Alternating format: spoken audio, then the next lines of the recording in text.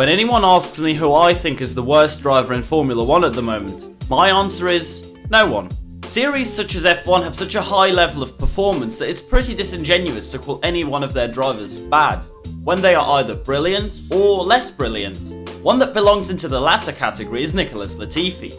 A great driver by the average standard, but someone who doesn't deserve a seat at Williams on merit. He is being kept in F1 through his father's billions, but you already know this. You're probably wondering as to why I even brought up this well-known fact. Well, it's because there is a driver on the feeder series ladder at the moment who could very feasibly find himself in an F1 seat in the future thanks to his incredible amounts of wealth. So, who is Lorenzo Fluxa?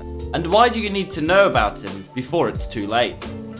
First of all, let's get all of the boring stuff out of the way. Lorenzo James Fluxa Cross, or simply Lorenzo Fluxa, was born in November 2004 on the island of Mallorca, a popular holiday destination and the place where British and German tourists, regularly fight over the last bottle of pina colada. Actually, the fact that it's a famous holiday destination brings us right to the source of this guy's wealth. His great-uncle, Miquel Fluxa Rosselló, founded and owns the Iberostar Group, a giant hotel company that owns about 100 hotels in 16 different countries. The family are also heirs to the shoemaking businesses known as Lotus and Camper, putting their net worth in excess of $3.5 billion US.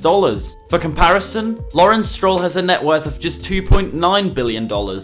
The peasant. Having briefly gone over his background, let's actually get to Fluxa's racing career. After becoming the Balearic karting champion in 2016, he moved into European karting series, like the European and World Championships. His karting career was uneventful. Not horrific, but nothing that would mark you out to be a future F1 star. Nevertheless, Fluxa made his car racing debut at the start of 2020 in the United Arab Emirates with XL Motorsport. Even if the grid was fairly modest, actually, Maranangeli was able to win a race, so it was not that good. Fluxa did manage to snatch 2 victories at Dubai and scored a total of 11 podiums from 19 races. A disqualification for colliding with local driver Hamda Al-Khabaisi at Yas Marina put him on the back foot in the championship, however, and thus he had to settle for second place behind teammate Francesco Pizzi. In any case, this was good preparation for Fluxa's main campaign, which he would contest with GRS in the Spanish F4 Championship. He would beat all of his teammates and finished 6th in the overall standings, with one podium coming at the opening round in Navarra. He also took part in the Monza round of the Italian Championship with AKM Motorsport, getting quite close to the points despite the somewhat average machinery he was in. Having decided that 1 year of F4 was enough,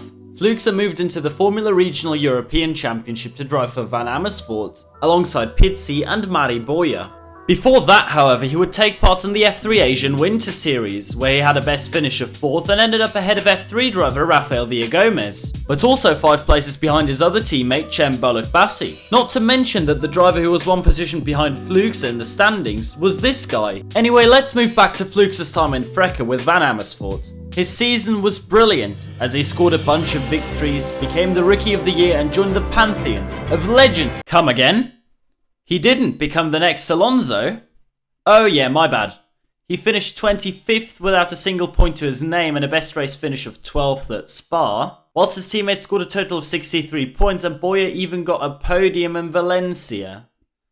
Yikes. This season has been better for the Spaniard, as after getting a podium in Asia during the winter, he signed on with last year's team champions RSGP to partner Hadrian David and Gabriel Bortoletto. So far, his one-lap pace hasn't been too bad aside from a terrible weekend in Monaco, although his race pace has been somewhat average. Fluxa had a great start to his season with a podium in race 1 at Monza, but he has had to wait until the 4th round in France for his next points finish. Right now, he sits 9th in the championship, nearly 50 points behind Bortoletto and 71 points behind David, which is not a good look. So why am I talking about him, you may wonder? Why should this guy be of any interest to us? And you're right, Fluxa has not achieved anything of note in his racing career so far, and there are more than a dozen drivers on that FRECA grid that are more talented than him. But let me ask you this. Back in 2014, when Nicholas Latifi was competing in his 2nd season of European F3 with Prema, back when he could barely finish in the top 10 of the championship in a title-winning Prema car, who actually thought that just 6 years later this guy would be driving in an F1 Grand Prix? Fluxa has the same signs of being an average driver at his level, but having tons of money to buy his way into the best teams. And in the end, he can stay in F2 for 3, 4, maybe 5 seasons just like Latifi did to get the super license points to get to F1. Do I want this to happen? Absolutely not. Even if it's impossible to predict the future, I do not want talent such as Alex Powell, Keen Nakamura Berta or Nathan Tai to miss out on an F1 seat just to satisfy the ego of a Spanish kid with more money than talent. But do I think that it will happen? Yes. This could age very horribly, couldn't it? Anyways guys, that is the end of the video. If you enjoyed it, then I would like you to subscribe and to like the video if you did.